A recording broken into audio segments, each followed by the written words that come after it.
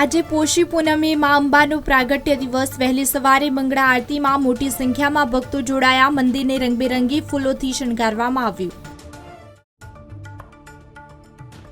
આગામી 2 સપ્તાહ ગરમીનો અનુભવ થશે। ગુજરાતમાં ઠંડીનું જોર ઘટશે। આગામી 5 દિવસ વાતાવરણ સૂકું રહેશે।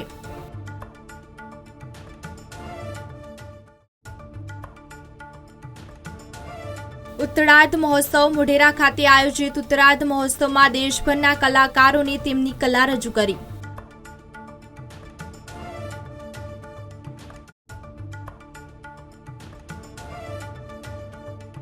પોષી પૂનમની ભવ્ય ઉજવણી। ખેડબ્રહ્મામાં અંબિકા માતાજીને ભવ્ય અન્નકૂટ ભરવામાં આવ્યો। માતાજીને રથમાં બિરાજમાન કરીને પ્રદક્ષિણા કરવામાં આવી।